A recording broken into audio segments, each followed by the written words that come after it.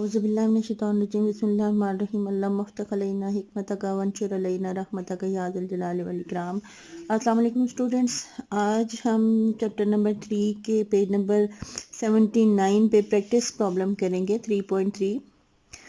Which atom in each of the following sets have the largest ionization energy? आपको 3 set नीचे दिए गए हैं।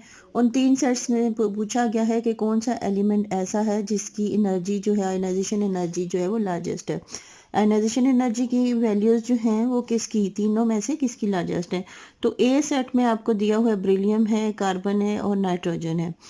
अब हमें पता करने के लिए कि किसकी वैल्यू ज़्यादा है, क्योंकि हमने ट्रांस आयनाइजेशन पोटेंशियल के पढ़े हुए हैं, किसकी वैल्यू ज़्यादा है, उसके लिए हम पीरियोडिक टेबल में इनकी पोजीशन देखेंगे कि इनकी कहाँ पर प्लेस है। तो हम देखते हैं बी, ई, सी और एन। पीरियोडिक टेबल देखते हैं। ये देखें, ये बेरिलियम है, ये एटॉमिक नंबर 4 पे। उसके बाद सी जो है ये एटॉमिक नंबर 6 और एटॉमिक नंबर 7 एन। अब देखें तीनों का पीरियड एक ही है। हमने ट्रेंड ये पढ़ा था आयनाइजेशन एनर्जी का कि जब हम पीरियड में लेफ़्ट टू राइट जाते हैं तो आयनाइजेशन एनर्जी इंक्रीज होती है, यानी इस तरफ सबसे कम है आयनाइजेशन एनर्जी। जब राइट साइड पे जाते हैं तो एनर्जी जो है वो सबसे ज़्यादा होती है, यानी लेफ़्ट टू राइट जाएं तो इंक्रीज होती जाती है। इसका क्या मतलब हुआ कि बीई की सबसे कम होगी, उसके बाद बोरोन की, फिर कार्बन की, फिर नाइट्रोजन की, इसी तरह आगे बढ़ती जाती है, इंक्रीज होती जाती है। तो जो हमें 3 दिए हुए थे वो कौन कौन से थे, बेरिलियम, कार्बन और नाइट्रोजन। तो सबसे राइट साइड पे नाइट्रोजन है, इसलिए नाइट्रोजन की आयनाइजेशन एनर्जी सबसे ज़्यादा होगी।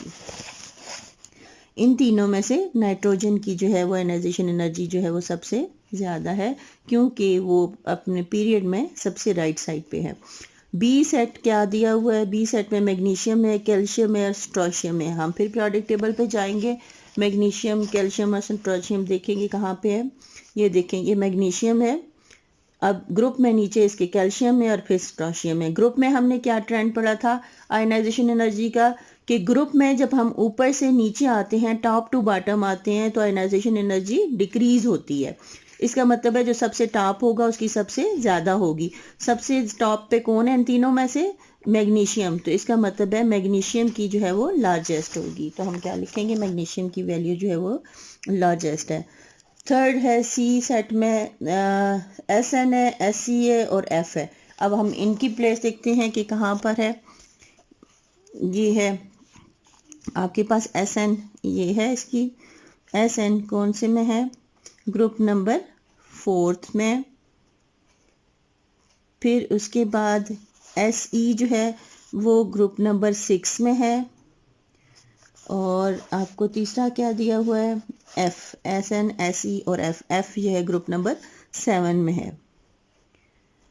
अब आप देखें इनके ग्रुप भी नहीं सेम और इनके पीरियड भी नहीं सेम। अब हम क्या देखेंगे, हमने पढ़ा है कि जो सबसे राइट साइड पीरियड में जो है वो राइट साइड में होगा उसकी वैल्यू हाई होगी, और ग्रुप में जो सबसे टॉप पे होगा उसकी वैल्यू जो है वो सबसे हाई होगी। तो यहाँ पर ग्रुप में सबसे टॉप पे कौन है सारे ग्रुप्स में, फ्लोरीन। तो फ्लोरीन की यहाँ पे आयनाइजेशन एनर्जी जो है वो सबसे हाई होगी। तो यहाँ पर फ्लोरीन जो है उसकी आयनाइजेशन एनर्जी जो है वो है। नेक्स्ट आता है test yourself. Hydrogen, lithium, sodium और पोटाशियम के आपको इलेक्ट्रॉनिक डायग्राम्स दी हुई हैं for some of the group 1 element.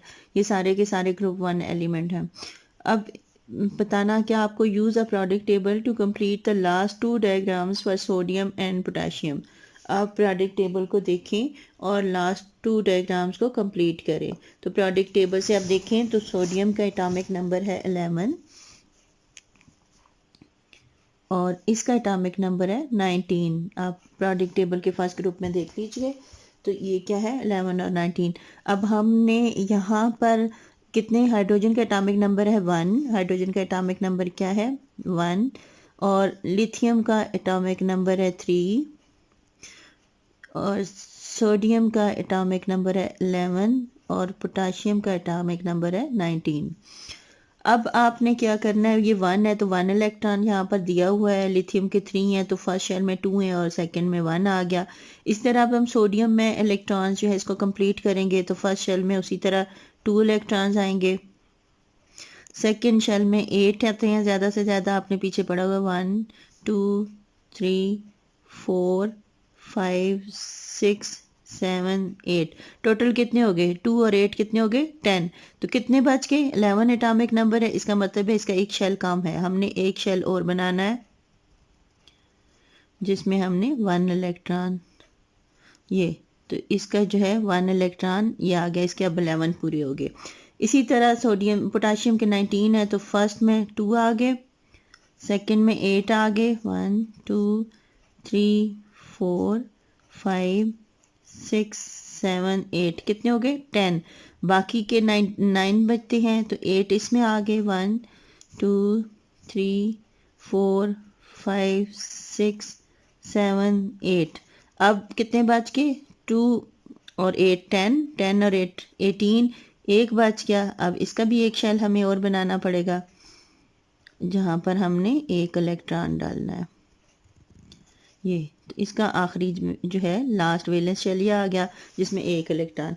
अब हमने प्रोडक्ट टेबल को यूज़ करते हुए इसको कंप्लीट कर लिया। अब सेकंड पॉइंट इसका है, what do you notice about the number of electrons in the valence energy level in each case.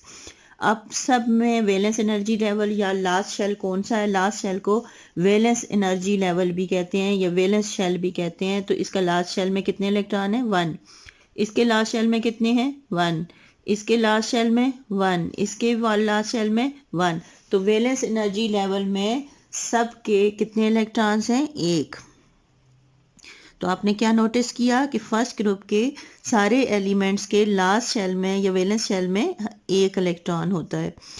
Third point, explain why element from group 1 are more reactive than elements from group 2 of the product table. Hint क्या दिया हुआ है, think back to ionisation energy. Group 1 के element जो हैं वो group 2 के element से क्यों ज़्यादा रिएक्टिव होते हैं, यानी इनका रिएक्शंस जो हैं क्यों जल्दी करते हैं। तो इस आपने आयोनाइजेशन एनर्जी में पढ़ा था कि ग्रुप 1 जो है वो इसलिए ज़्यादा रिएक्टिव होता है कि उसके लास्ट शेल से इलेक्ट्रॉन को रिमूव करना ज़्यादा इजी होता है बनिस्बत सेकंड ग्रुप के एलिमेंट्स के लास्ट शेल से, क्योंकि उनके 2 इलेक्ट्रॉन्स होते हैं तो एक इलेक्ट्रॉन को रिमूव करना आसान होता है, उसकी कम एनर्जी लगानी पड़ती है बनिस्बत 2 इलेक्ट्रॉन को रिमूव करने के। आपने पीछे पढ़ा भी है आयोनाइजेशन एनर्जी का, मैं इसमें लिंक डाल दूंगी डिस्क्रिप्शन में, जिसमें हमने आयोनाइजेशन एनर्जी को एक्सप्लेन किया था कि second ionisation energy is always greater than the first ionisation energy. जब आप किसी से एक इलेक्ट्रॉन रिमूव करते हैं तो वो क्या होता है, वो उसके लिए कम एनर्जी लगानी पड़ती है। जब आप एक के बाद दूसरा इलेक्ट्रॉन रिमूव करेंगे तो वो इसके लिए बहुत ज़्यादा एनर्जी चाहिए होती है, तो वो ज़रा, तो इसलिए सेकंड ग्रुप के चूंकि एलिमेंट्स के वैलेंस शेल में 2 इलेक्ट्रॉन्स होते हैं तो 2 इलेक्ट्रॉन्स को रिमूव करने के लिए ज़्यादा एनर्जी चाहिए, इसलिए वो लेस रिएक्टिव होते हैं। फर्स्ट ग्रुप में एक इलेक्ट्रॉन होता है तो फर्स्ट आयोनाइजेशन पोटेंशियल जो होती है is less than the second ionisation potential. तो आप इसका क्या करेंगे, the outermost electrons from group 2 elements are more difficult to remove than the outermost electrons of the group 1 elements, leading to the group 1 element being more reactive than group 2 of the periodic table. खुश रहिए, खुशियाँ बांटिए, अल्लाह हाफिज़।